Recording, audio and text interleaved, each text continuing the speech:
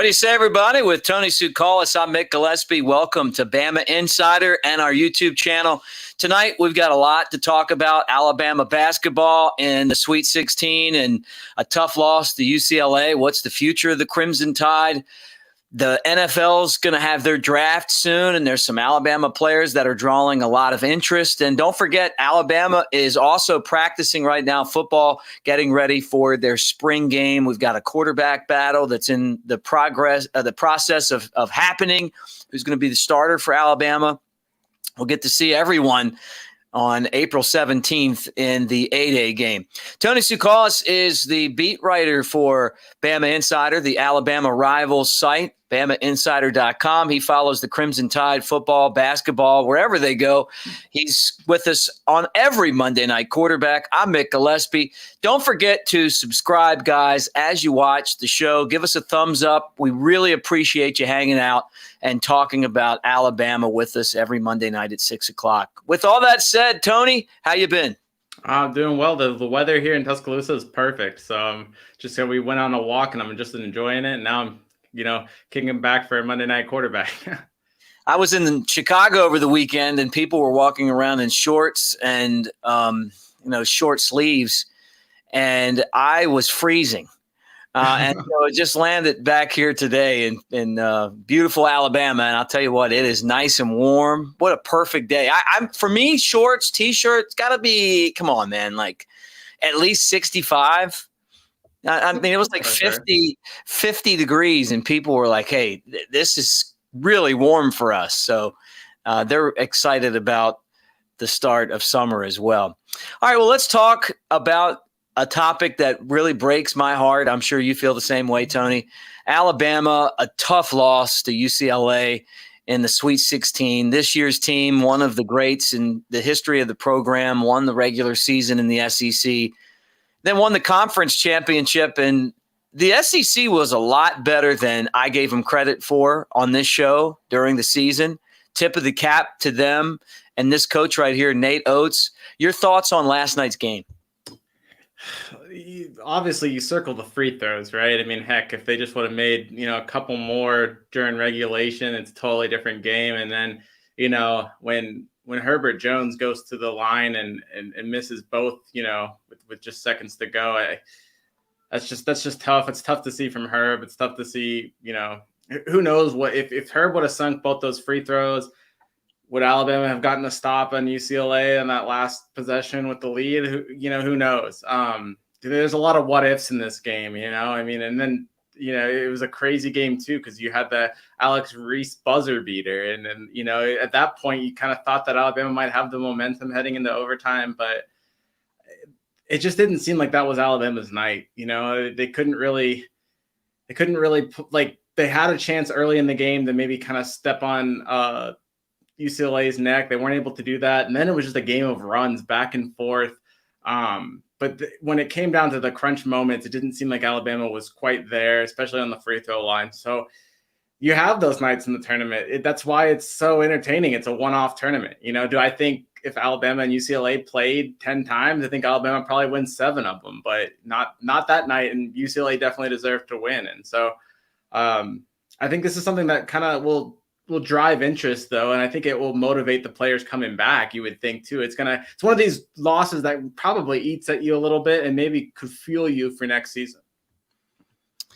Alabama forced overtime with that dramatic 3-pointer, but UCLA came out and scored 20 points in overtime. Pac-12, look, they're showing everyone that they're the best conference in basketball this year, and it would not surprise me if they don't upset Gonzaga and win the national championship, one of the teams that they still have going in the tournament. So we'll find out a lot more tonight, but you got to give them credit. When you get into a tournament field like this, they were all like, high seeds. And all they've done, UCLA played a heck of a ball game. They defensed Alabama. Bama would have wanted to hit the free throws, like you said. How dramatic, though, was that 3-pointer at the end of regulation? I mean, that's still a great moment in Bama basketball history. It is, and it's great that it happened with Alex Reese, who kind of, what a great moment, because that's how we're going to remember Alex Reese, and he's kind of a role player, and you didn't really have that. Yeah, there was times, throughout the season where he's definitely hasn't been the fans' favorite player. But I think now when you look back at Alex Reese's career, the first thing that's going to stand out is, man, he made that three at the end. What a clutch player. He has been such a clutch player for Alabama, but it's almost gone unnoticed. And I think it's so fitting that he hit that shot. Is the last shot he took in his career from the field. And I think it's fitting that he made that shot as his last shot, just because he has been a clutch player for Alabama. And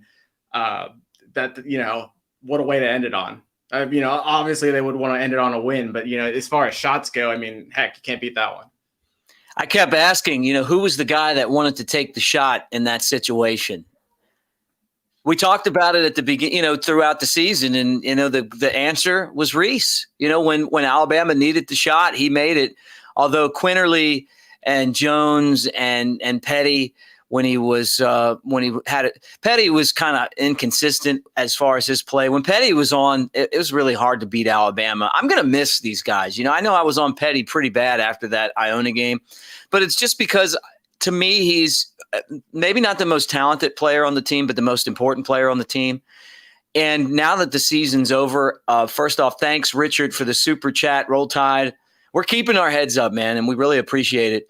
And my point is kind of along those same lines as Richard. All you can do is just say, John Petty, you had a hell of a career at Alabama, and we, as just Alabama alumni and fans, appreciate you, man. Most threes in school history. Yeah, most reasons, but forget that part of it. It's the culture now that's different. I was not a fan of Anthony Grant. I thought that Mark Gottfried's last few years, he mailed it in. I think he was a really good coach and recruiter at one time, but when it was time to go, it was time to go. Anthony Grant was the absolute wrong answer for head coach. And then AJ came in and did a really nice job of getting Alabama to the point where they could go out and had some players. And when they landed this guy here, Nate Oates, people were like, "Hey, this guy's different. He's great." And I thought, well, how do you get rid of, Avery Johnson? I mean, he's done a nice job, right? I mean, he's recruited. He's got some lottery picks. I know why now. There's a handoff here, and the culture is different. I really feel like this Alabama program is heading in the right direction. I think they could be a very big force in college basketball as long as Nate Oates is head coach. Definitely. And look, it's going to be a little bit different next year. They're not going to have the experience. This year was such a perfect storm, if you will, when it comes to, you had the seniors, the four seniors, and you still had a lot of young talent as well, and it just all kind of molded together. Next year's team's going to be a little bit younger, but it still has some good parts to it as well. You've got Jaden Shackelford, your leading scorer. He's coming back. You'd have to, Javon Quinterly should step in nicely to that, starting point guard role. You got a guy in Joshua Primo, who I think really could blossom into a star as well. He's, a guy that had moments this year of really kind of stepping into that star role. You still got some role players like Juwan Gary and Keon Ellis. Those guys are going to be back. James Rojas, we probably want to see him do better, but he's another name maybe to look at. And then you got guys like Alex Chico who could come in, Keon Ambrose Hilton. Those are two bigs, and obviously the recruit coming in, the 5-star JD Davison. So it will have, they'll have some talent next year, and they're always going to have that talent. It's going to be fun. I think we're going to start expecting these tournaments. And here's another thing, Mick. If you start making the tournament every year, I think when you get into games like the one where the UCLA game where things aren't going right, or the pressure might not be as high because it's not as new. And I'm not saying that that's the reason why Alabama lost. And Alabama is a team that's handled pressure super well this year. So it's not like they couldn't do it this year. But I think those things kind of, the teams that make the tournaments every year, they seem to have a way of getting past those moments. So I think that, you talk about the culture changing, that might also help Alabama moving forward as well. And that was something that I worried about. the lack of experience in the postseason. When you watch football play, go back to when the program did not have experience in big games, 2008, and you talk to the guys on that 2008 football team, they say if we would have had the gold to win the SEC, we would have beaten Florida. And I saw that game and felt like Alabama could have very easily have won that SEC championship. And then whoever won that was the de facto national championship. They'd have gone on to win, just like Florida did, the title, and it would have been easy. That was the battle. The next year they came in, they had that experience. And in 2009, they crushed Tim Tebow in Florida in one of the greatest SEC championship games, if not the greatest championship game ever. I don't care about maybe the game was more epic, but the just what happened in that game, the way that Alabama played, two programs that were really, at their best. We haven't seen anything like that in the history of the SEC, where you're talking about the two best teams in the country by far playing in that game undefeated, and we know what happened in that contest in 2009. So Alabama has experience now in the tournament. I look at this year's team, the culture changing, the experience that they have, as being something that Alabama builds on. Now you throw in J.D. Davidson. You brought it up. This guy is the kind of blue chip recruit that Alabama really hasn't consistently got, right? I mean, this was a guy who in years past probably would have went to Kentucky or somewhere else. You see the videos. This is a huge piece. And then when you bring back guys like Quinterly, I mean, you feel really good about what Alabama's basketball team's going to look like. But it's great to know that you're at least going to have him. And then who knows what else can happen with the way that transferring is going right now. I got to figure that there's going to be players that are going to want to get to Alabama and play for Nate Oates. Yeah, we'll see what happens. I mean, look how much transition happened in last offseason. So that could definitely be something that happens. But J.D. Davison, I'll tell you, he's Colin Sexton level good.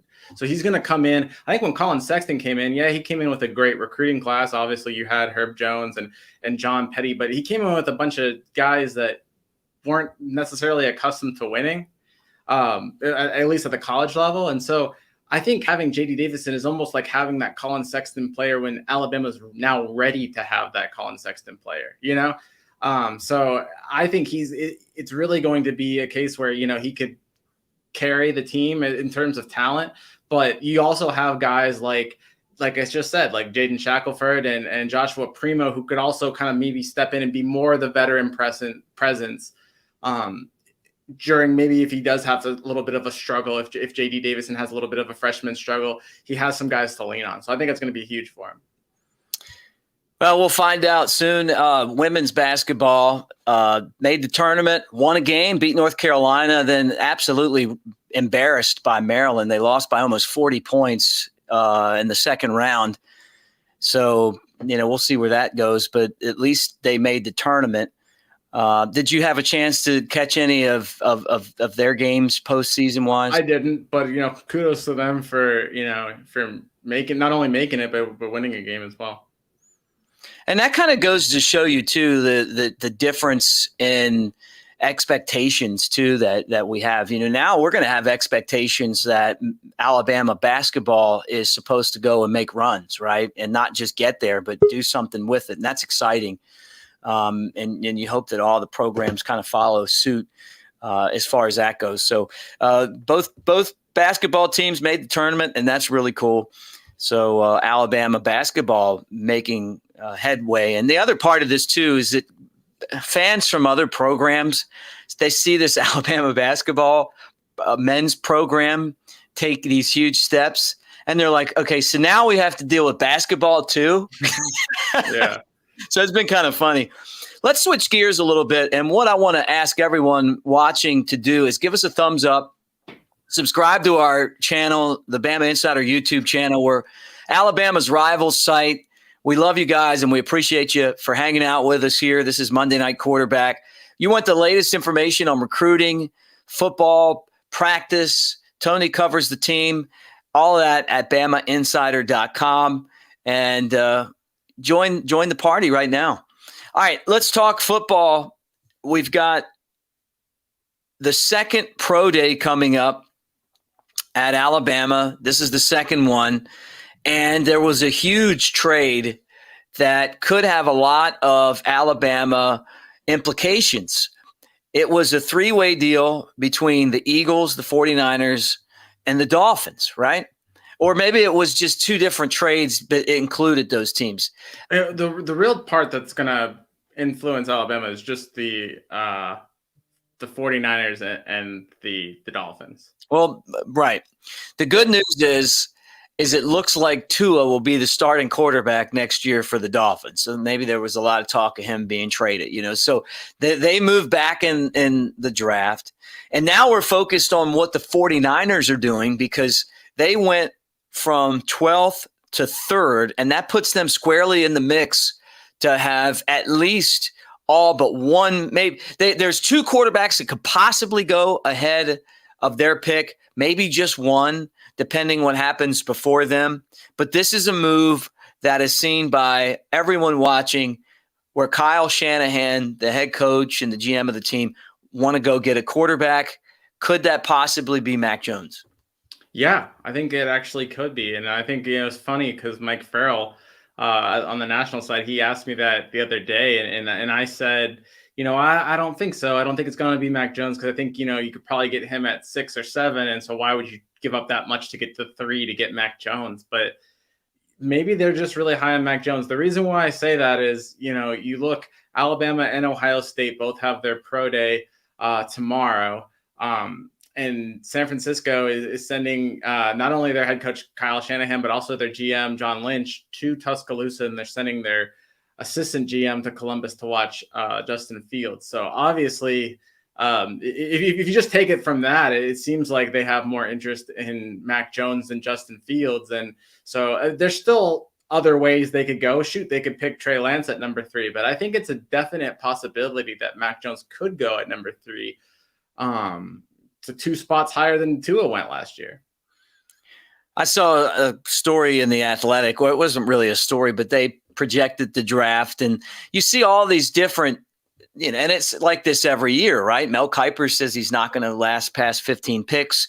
The Athletic had him, and it was like a group of writers, had him going like 30th or something.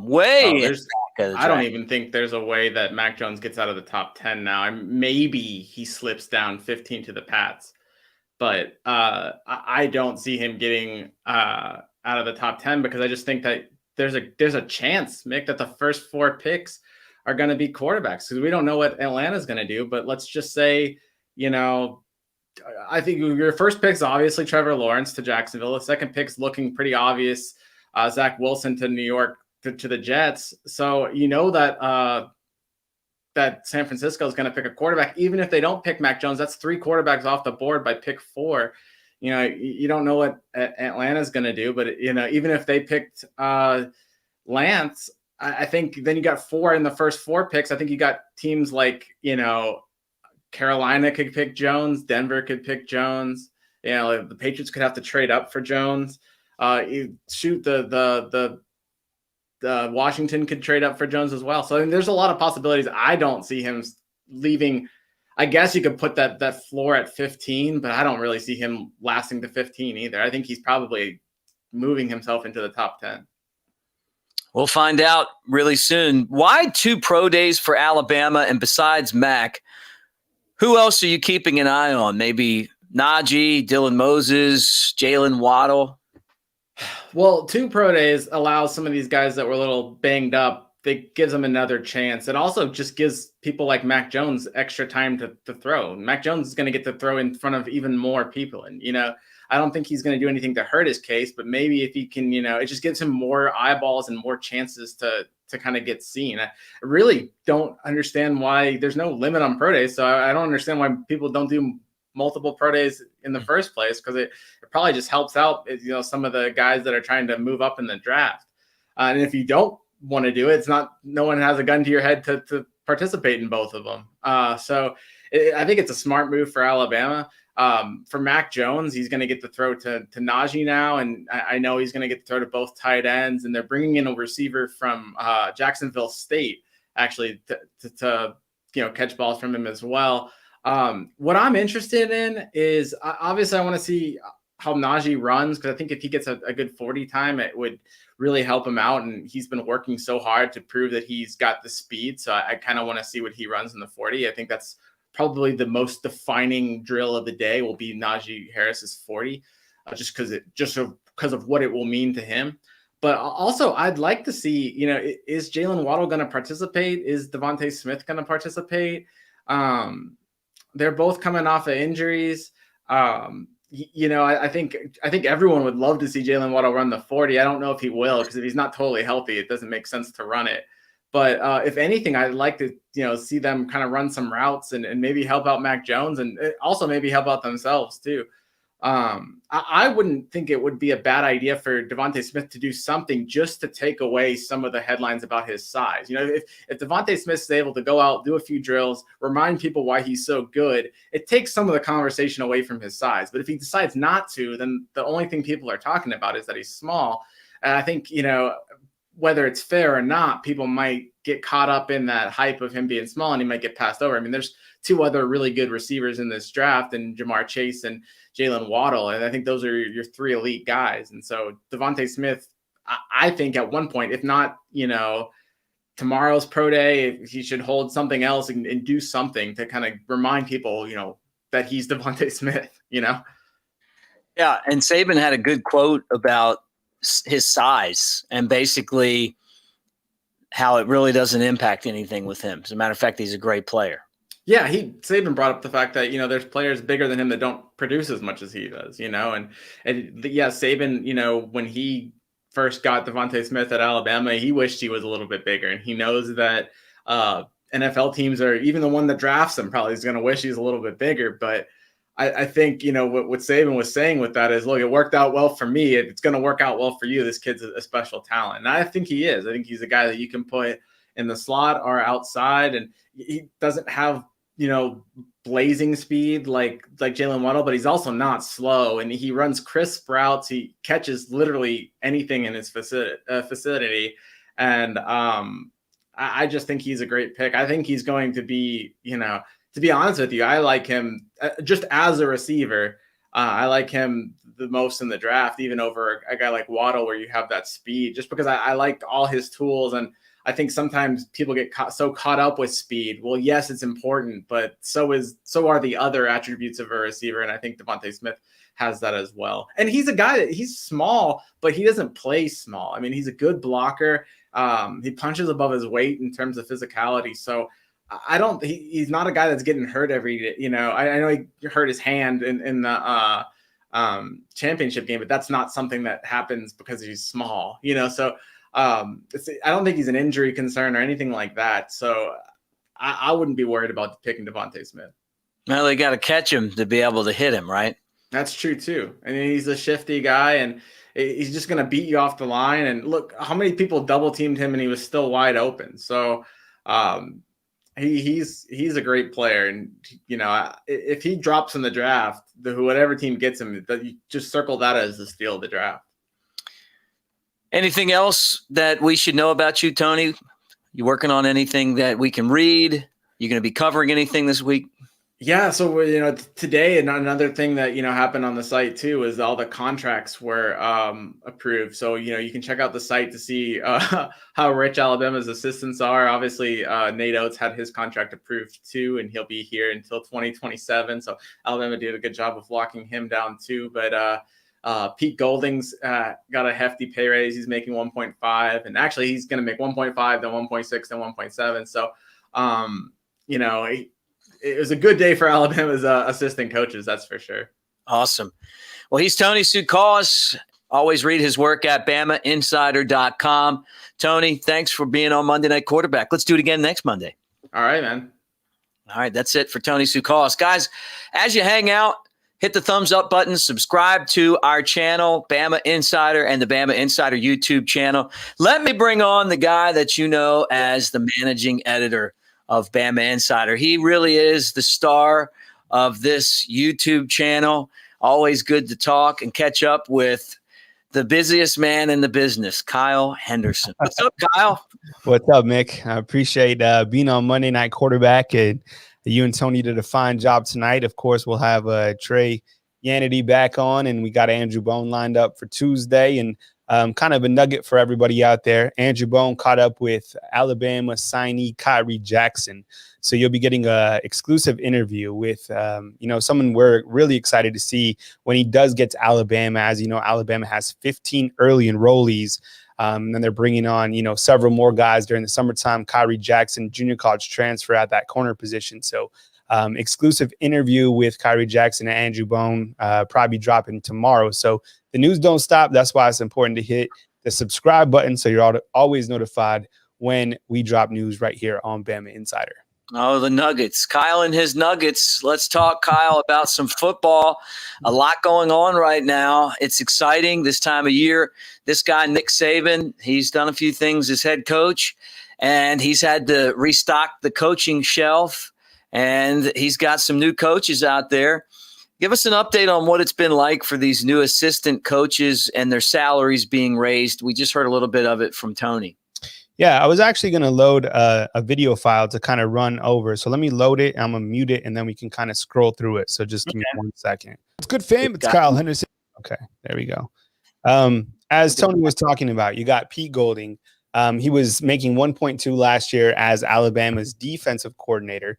Now he's been bumped up to 1.5, and he's the highest paid assistant on Alabama's coaching staff. Last year, it was Steve Sarkisian, who was making 2.5, which is pretty incredible. I mean, 2.5, it was actually tied with Kevin Steele for the biggest assistant that was paid in the country. So that's big time money at the University of Alabama. And now Pete Golding will be at 1.5. And Nick Saban recently did a video, and he continues to defend Pete Golding. I mean, I think, it's come to the point where over the last couple seasons, if it rains, blame Pete Golding, right? If you catch a cold, blame Pete Golding, right? If you're not feeling good, blame Pete Golding. So it's like everything on the defense. And the funny thing about this is the defense, like if the defense makes a good play, and you'll see it this coming season, good job, Saban. Nice adjustment. If something goes wrong, fire Pete Golding. So look, there's no bigger fan that I've learned over the past 3 seasons of Pete Golding than Nick Saban. Nick Saban continues to foster this relationship, and Pete Golding getting another pay raise now at 1.5. And, I think that says a lot. I think that has a lot of confidence about his defensive coordinator. Remember, Nick Saban's a defensive guy. He works with the corners. And I love it because he calls himself a graduate assistant. So you have Jay Valai, and we'll show his salary right here in a second. But you also have Nick Saban out there working with the corner. So he's in all the defensive meetings. He's, this is Nick Saban's defense. And I think that, with him continuing to believe in Pete Golding, I think if you're an Alabama Crimson Tide football fan, maybe you should step back and believe Nick Saban on this. But then again, what else could go wrong at Alabama? Really nothing. So it's like, gotta blame someone for something sometimes. And maybe that's just Pete Golding. But yeah, he's up at 1.5 right now. A lot of rumors that Sarkisian was trying to take him with him to Texas, and that Alabama had to fight to keep him. And he's back this year, and he'll have a lot of familiar faces on the defense. There's Bill O'Brien. We know him, former head coach of the Texans, former Penn State head coach. Now he's the offensive coordinator. Yeah, Bill O'Brien right here. He made $3 million as the Houston Texans head football coach. Now he's making 1.1. Poor guy, right? But he's the Alabama's offensive coordinator. And I think when you look to, big shoes to fill, Bill O'Brien is that guy. I mean, he doesn't have a quarterback coming back that has a lot of experience. Yes, he has Bryce Young. He has Paul Tyson, Jalen Milroe. None of those guys played much at all last season. He doesn't have Devontae Smith. He doesn't have Jalen Waddle. He doesn't have Najee Harris. He doesn't have Landon Dickerson. He doesn't have Deontay Brown. He doesn't have Alex Leatherwood. But what he does have is, the continued lineage of these incredible players and these incredible recruiting classes at Alabama. So right now, it's kind of the time where we start to talk about the Nuggets and which players are starting to rise up. And I think overall, Bill O'Brien coming here, he's going to have a good offensive philosophy to continue to build on. And you'll hear me say this several times. I think Alabama's offense really started to evolve when Brian Daboll came from the New England Patriots as a tight ends coach. And I think he really started to recraft the passing tree. And then ever since him, they've kind of built onto that. And that's been Alabama's new approach on offense. I think Mike Locksley added to that. I think Steve Sarkisian kind of, modeled it. Even for the better these last couple of years. So now it's Bill O'Brien's time to step up and, take over, not even the Lamborghini, it's like the Bugatti, as I like to call it, because there's so many star-studded guys on the offensive side of the ball. So curious to see what Bill O'Brien does. And I think there's a large group out there. They're like, Bill O'Brien, he was the worst hit with the Texans. He's going to trade away the players. He's not the GM, right? I say it all the time. He's not the GM. He's not the head football coach. He's the OC. And I think Saban continues to talk very highly of him. 1.1 for Bill O'Brien. Not too shabby. Guys, as you watch, thumbs up and subscribe. You're watching Monday Night Quarterback on the Bama Insider YouTube channel. Doug Marrone, he was the head man with the Jacksonville Jaguars. He's probably my favorite addition to this coaching staff. I think he's a very talented coach, not that the other guys aren't. But Alabama, to be able to get Marrone to come over, and he's not even the offensive coordinator, is a huge win for Nick Saban. Yeah, I mean, think about it. You have 3 former NFL coaches on this staff. No other program in the country can say that. Alabama, coming off 2 recent coaches, Bill O'Brien and Doug Marrone, who coached with the Jags. Same with, Doug Marrone. He was making $3 million as the Jaguars head football coach. Now he'll take a pay decrease of $755. I'm sure there's a lot of people out there that wouldn't mind that salary, right? So Doug Marrone takes over a group, and he's going to have to do some rebuilding. I mean, this spring, Alabama doesn't have Emil Ekiyor. He's out with an injury from last season. So really the only returner is Evan Neal / Chris Owens. You saw Chris Owens start at the tail end of the season, especially in the national championship game where he did really well. Then you have Evan Neal, who's probably going to be a top 5 pick at the tackle position. And now is the time about improvement. I don't think Saban or even Doug Marrone are necessarily looking for starters right now because there's not a game, right? You got spring practice and then you have a day, but it's not a game situation. You're just looking for improvement for guys to really build that cohesiveness that they need during the springtime and figure out who can be a starter. And I think you start to look for starters probably in August. So Doug Marrone, I think the room around him, from what I hear, first guy in, last one out, obviously after Saban, because no one goes home, before Saban. But I think that he's going to be a great addition. And you have a lot of these younger linemen who I think are going to get opportunities during the springtime. So, yeah, just like you, think it's a fantastic addition. Curious to see how he does on the recruiting side. I think that's everybody's biggest question. Of course, he can coach the offensive line, but you have to be able to recruit at Alabama at the highest level. Let's see how Doug Marrone can do in that aspect. Doug Marrone, part of this really amazingly talented, revamped coaching staff. And here's Robert Gillespie. Great name. Already makes me a very big fan of the former Florida Gators running back. Yeah, you got Emmanuel Henderson, right? No relation. So he committed to Alabama, class of 2022. And Alabama now has Robert Gillespie, right? So, the last names are checking out. All we need is a bone and a Sukalis and a Yanity. We'll be rolling, right? With Robert Gillespie, I think people are really excited to see him work with the running backs. And I mean, talk about a kid walking into, like a kid in a candy store, because you have B-Rob, who you see in the center. Then you have Roydell Williams on the right. You got Jace McClellan, Kyle Edwards, Trey Sanders is back, Kamar Wheaton incoming.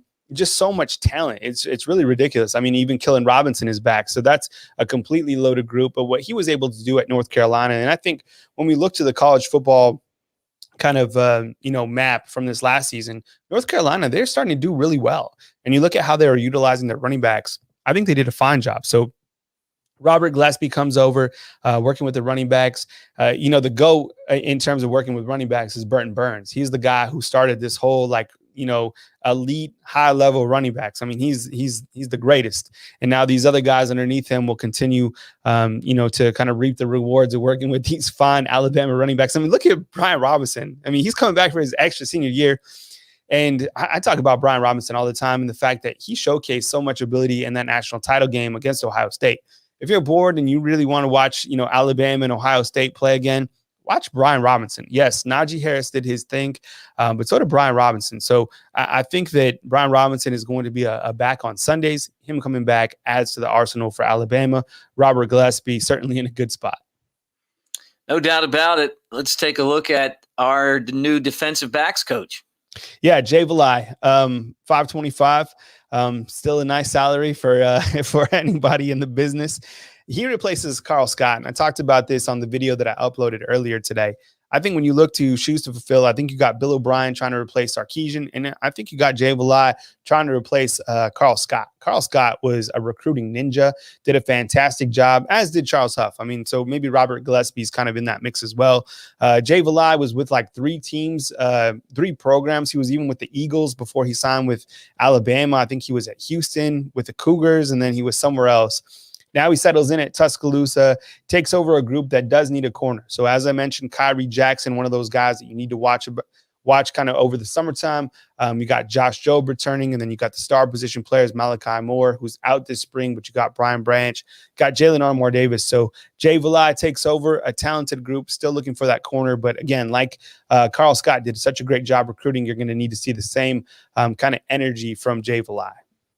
No doubt. Charles Kelly.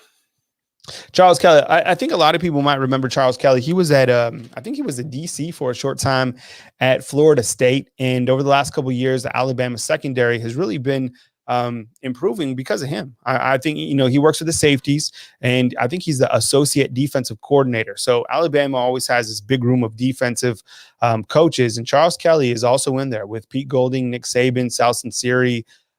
So many well-minded defensive guys in that room. But yeah, Charles Kelly making a killing, right? 825. And these Alabama coaches, we might have gotten to the wrong profession, Mick. I mean, if we could coach at the level, we should be doing that. But 825 for Charles Kelly, and probably well deserved. I mean, the guy does a great job recruiting. And then this year he's got a chance to work with Jordan Battle, DeMarco Helms, and Daniel Wright. Yeah, it should be a really good secondary, even though they're losing maybe the best corner that Alabama's had. I mean, it's arguable, but Surtain is as good as anyone. How about old Sal? I mean, this is his 3rd trip to Tuscaloosa, Sal Sinceri. Yeah, Sal's been here a couple times, all right? He's really familiar with Tuscaloosa. And, I mean, his sons, I mean, he sent some sons to the league, right? And I think even Tino – yeah, Vinny. Yeah. And I think that and he was here for a short time in some capacity, like as as an analyst or something like that. And then he recently left. But you still have Tino here. Tino's working with the quarterbacks. So you have Bill O'Brien who works with the quarterbacks. And I think that Tino might be right under him. So Tino's always out there working with the guys. I think he helps on the recruiting front where he can. But Sal Sinceri, close to 700. They should have just made it, 700, right? Give him that extra 5,000 bump. Right, look, I miss going to the practices, and I can't wait till we can go back to the practices, because Sal Sinceri, I mean, he's like the king of the F-bombs, right? They would be like, all right, so film the outside linebackers, but, notate that you're going to have to use the bleeps, because if you're filming the outside linebackers, Sal Sinceri is coaching with the passion and brings it. And I think kind of an underrated recruiter. When we've talked to a lot of these outside linebackers that are coming into Alabama, they've had a really good relationship with Sal Sinceri. So great X's and O's guy. I think he was a defensive line coach. I think he might have been a DC for a short time somewhere, but I know Florida. Yeah, there you go. And now back at Alabama, and does a fine job with those outside linebackers. Yeah, I was excited when Alabama brought him back again. I just love people with positive energy that enjoy what they're doing and that have a legacy of success. And he does it, obviously, coaching and also recruiting. So good to have Sal back. I don't know why it's not bringing up Holman Wiggins. It just says H. I like it. All right, I'll roll with it. So Holman Wiggins is making over $500,000, up from I think $420,000. And look, I mean, you love working with the running backs, as you can work with Brian Robinson, Killard Robinson, all those guys. How about working with the Alabama receivers over the last couple of years, right? You're just like, I helped coach Henry Ruggs, Jerry Jeudy, Devontae Smith, Jalen Waddle, and now Holman Wiggins will take over. And I'm curious to see what happens at the receiver position, because I think there's a lot of question marks within that group. Who's going to step up? Who's going to rise up? John Mechie is out this spring, nursing an injury from last season, but you got some younger guys that I'm hearing really good things about. We can talk about that before we break out, but Holman Wiggins continues to move. And again, sorry on the graphic, I'm not sure what exactly happened, but that is Holman Wiggins. He was actually, believe it or not, he was actually in New Mexico for a short time coaching with the Lobos. So obviously he knows about Albuquerque. Yep, dear to your heart. He's going to have his work cut out for him this year, though. It's not going to be cut and paste. I mean, I agree. Got talent, but they're going to have to learn how to play the position at this level. All right, here's Freddie Roach. Obviously, I remember him as a great linebacker at Alabama, and excited that Freddie is now coaching. Yeah, you're right. I mean, Freddie Roach is a guy who was here, played at Alabama. I think he even came back and he was a strength coach, like an assistant strength coach or something like that. And then he went off, coached at a couple different places. Before he came to Alabama, he was at Ole Miss, did a great job recruiting for them. And now he's at Alabama. This will be his second year working with the defensive line. And he has so much talent and a lot of younger talent, but there's so many. There's going to be so much rotation with that group, because I think he can kind of mix and match. So Freddie Roach, man, making $720, coming in with it, his second year at the University of Alabama. So can't wait to see how he continues to help on the recruiting front, because I think when you look at the coaching staff, you have your vets who kind of know the schematics, but you also have the guys who have to have that high energy, be a little bit younger to connect with some of these recruits. It all works. And Saban's a mastermind at building up these staffs to cover all the bases, whether it's from the schematic standpoint, changing personnel, and of course, recruiting, as you know, because it plays a huge role into the overall process. Yeah, plus he can also remind everyone what it was like when Alabama didn't win every game.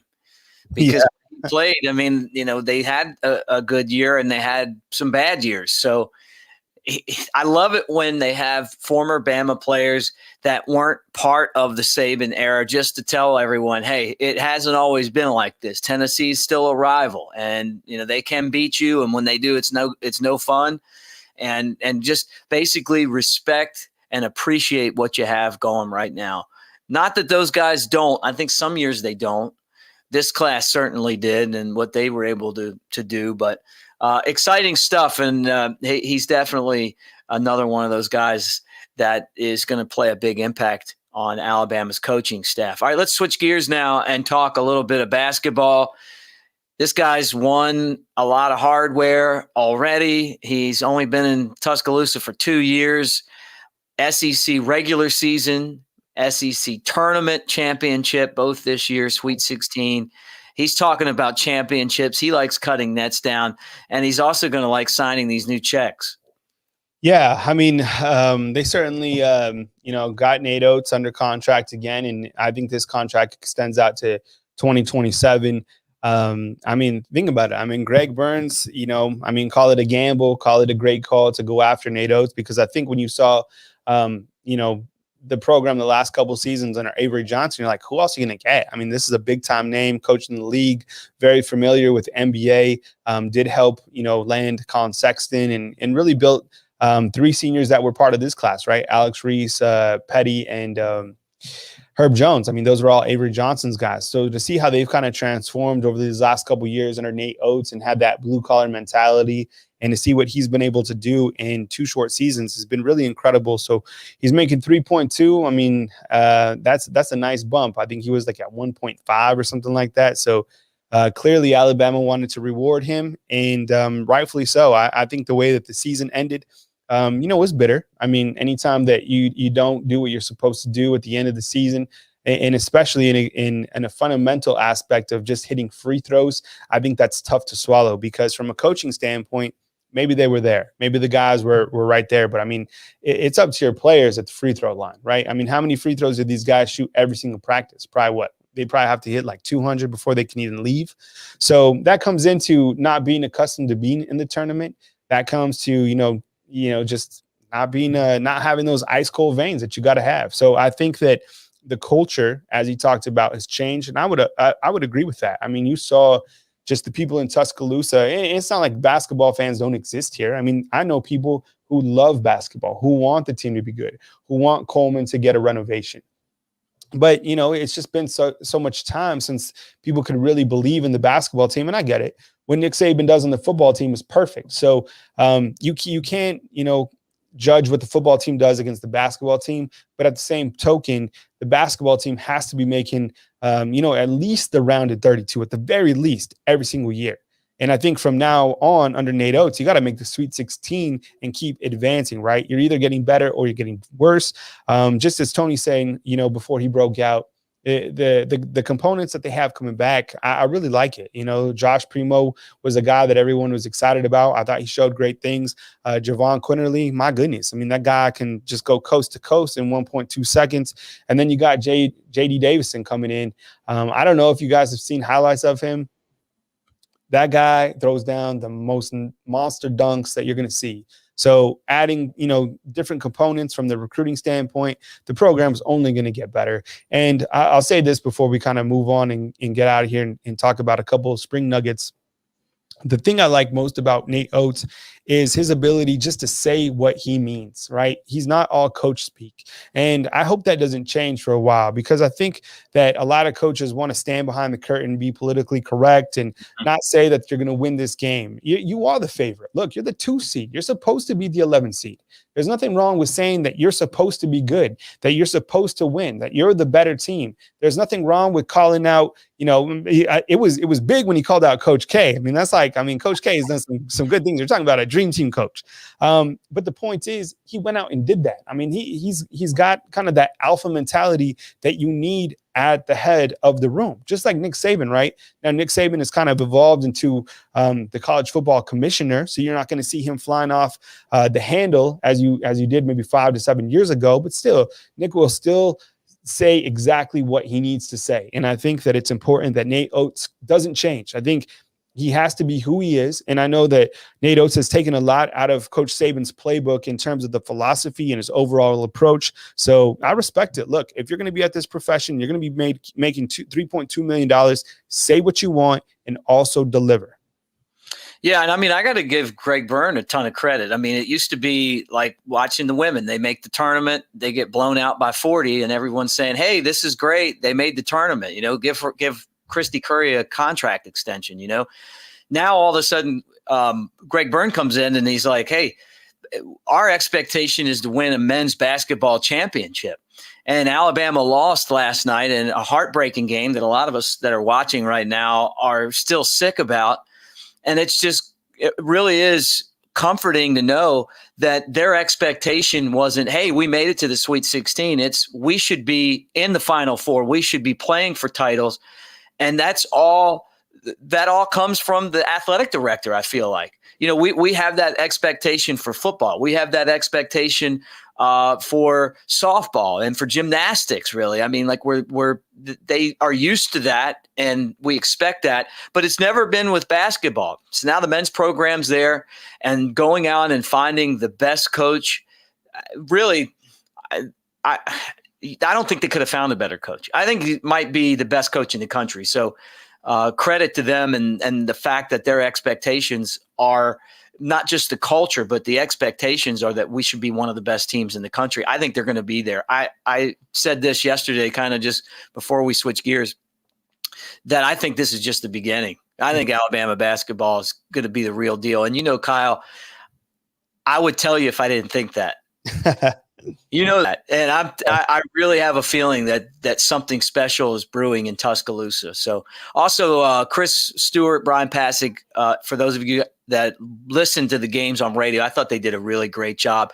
Jumped on here, both of them, and helped us preview the postseason. I know those guys are pretty miserable today about the way that things ended because they love this team so much. But kudos to them. I thought they did a really, really awesome job calling the games. All right, let's talk about football. Kyle is the best in the business at giving us nuggets. Thumbs up and subscribe as you hang out with us here on Bama Insider and the Bama Insider YouTube channel, part of the Alabama Rivals family. And we are the #1 stop for recruiting, for Alabama football news. And Kyle's the guy with the nuggets. Yeah, and I mean, we're not going to spend too much time on this. I mean, we both got to break out. But the full Nugget report, I get nuggets and I put them on Bama Insider. It really helps if you become a premium subscriber. Hit the join button at the bottom of this video. Definitely a thumbs up, like and subscribe. They go a long way. So basically, here's a couple intel nuggets that I'm going to provide. Number one, number 17 right here on the left of your screen. This is Ajay Hall. Ajay Hall, 6'3", 195 pounds. And from what I hear, and as I've talked about plenty of times, the wide receiving unit, there's going to be so much competition there. This is a time where you really start to see who wants to play, who wants to step up, who wants to contribute. And from what I hear, Ajay Hall has been that guy early on for Alabama. Look, it's really, really early. You got some really talented freshmen that are here. Ja'Cory Brooks, Christian Leary, are other guys kind of in that limelight as freshmen, but Ajay Hall, I think, was a guy who came in, didn't have a lot of high notoriety. I think people didn't really see a lot of playmaking ability. Maybe they saw him as just kind of more of a blocker on the outside, but he's already been able to stretch the field for Alabama, both quarterbacks from what I heard. I'm also hearing some really good things about Alabama's offensive line. Now, when you look to the offensive line for Alabama, I think that there's going to be some good competition there, considering that Emil Ekiyor is out. He has an injury, and that's something that he dealt with, at the tail end of last season. So that's going to provide some of these younger linemen an opportunity to step up. And I'm hearing great things about Damian George. Damian George is a monster of a man. Let me get his exact size. I have the whole roster printed out right here in front of me. 6'6", 350 pounds. Okay, so Alabama likes him right now at the right tackle position. So you got Evan Neal at the left tackle, Damian George right now at that right tackle position. And look, nothing is going to be set in stone. And I don't think that they're even looking for starters at this point. I think these are guys that are just repping with the first team. And there's probably going to be a lot of mixing and matching. I know that Chris Owens is definitely working as a first team center. But I think going into this springtime, as we talked about plenty, there wasn't a lot of questions about the running back position. Even really on the defensive side of the ball. I mean, we'll touch on defense for just a second, but I think the bigger question marks are about the offensive line and the wide receivers. So definitely wanted to kind of point that out and kind of touch on the defense before we break out. Awesome. So is that it, or do you got anything else you want to throw our way? Yeah, I just kind of wanted to touch on the defense real quick, because I think that, even though there's not a lot of question marks going into the defensive side, there's still a little bit to talk about with Alabama's defense. And I think a couple of things. Number one, the defensive line is going to have plenty of talent. Number 92 right here, this is Justin Ebogbe, played a ton last year for Alabama. So I think he's going to be a guy that Alabama continues to rotate. To the far right of this picture, that is Christian Harris. That's going to be their alpha at the inside linebacker position. And then on the left, that's Byron Young, a guy that spot played a little bit last year. But don't forget about guys like Monkel Goodwine, an early enrollee that I think can definitely make an impact. Here that he's close to being SEC ready, which is really impressive considering that he just got out of high school. And then keep an eye on a guy like JaQuincy McKinstry at that corner position. I don't know if he's repping with the ones just yet, but I hear that he had a great fourth quarter program. And by the way, the other number one corner, along with Josh Jobe for the time being, is Jalen Armour Davis. And, so a lot of ability out of him. This will be a great opportunity to see if he can showcase that he can be that guy going into the summertime. McKinstry, a.k.a. Kool-Aid. Yeah, I love it, right? Love it. Yeah, I mean, we call him McKinstry. I'm thinking like that's when he's in trouble, right? You could call him by his full name. Love the nickname Kool-Aid. He's already my favorite out of this entire signing class. Just because of the nickname. And of course, like many of us watching, grew up drinking Kool-Aid, orange Kool-Aid, red Kool-Aid, purple Kool-Aid. So I'm excited about having him on defense. Well, that's awesome, Kyle. Anything else that you have going on that people need to check out at Bama Insider? I'm sure there's, it's a great time to subscribe. Yeah, I mean, Alabama will hold another pro day tomorrow, which is Tuesday. You'll also get to hear from Nick Saban in the evening time. Also, the B-roll and the practice footage. So, look, whenever we bust, or release a video right here on YouTube, it helps so much to hit the thumbs up. It really helps get our channel out to other Alabama Crimson Tide football fans. So if you can't super chat us, or you can't subscribe to BamaInsider.com, a thumbs up goes a long way. So definitely subscribe to the channel, hit the thumbs up. We got practice on Tuesday, then again on Thursday. You'll hear from Nick Saban again on Friday. And then next Saturday, they're going to hold a scrimmage at Bryant-Denny Stadium. So, of course, all those nuggets will be back at BamaInsider.com. Man, I can't believe it. So but that's not the A-Day game. It's not in 2 weeks. No, you have next Saturday. They're practicing this Friday at Bryant-Denny Stadium. Okay. They're going to be doing a lot of situational stuff, almost like a scrimmage, but not a scrimmage, right? They'll probably work some goal line, kind of red zone, maybe a full length a couple times. And then next Saturday will actually be a full-on scrimmage. So I don't know how they'll determine which guys work with which guys, but they'll definitely do a scrimmage on I think it's April 10th. And then April 10th, I think it might be April 10th. And then that following Saturday will be A-Day. So we'll post the information about, kind of the attendance at A-Day. I know everything's kind of fluid, but, hopefully we can get back on our feet, sooner than later, and fans can get back to beautiful Bryant-Denny Stadium. Yeah, fans can join me and it's free Friday before A-Day for the Insider Tailgate Show. I think you got to wear a mask unless you're drinking a beer. All right, Kyle, anything else you got before we wrap it up today? No, man, great show. I appreciate everyone that checked it out. Definitely listen on, podcasts if you're on the go and you need something to listen to. Podcasts on Apple Podcasts, Spotify, wherever you need it. Just type in Bama Insider. Definitely leave us a 5-star review. We certainly appreciate it. Great job, Kyle. Love the information. For Tony Tsoukalis and Kyle Henderson, I'm Mick Gillespie, thanking all of you for watching or listening to Monday Night Quarterback, reminding you to tell your friends to check us out here on our Bama Insider YouTube channel. Subscribe to the channel. Give us a thumbs up as you watch. And don't forget to check out BamaInsider.com and become a member there. Get the latest news from Andrew Bone on recruiting. We've got you covered as far as football, basketball, and anything else that pertains to the Crimson Tide. Have a great night, everybody. Roll Tide.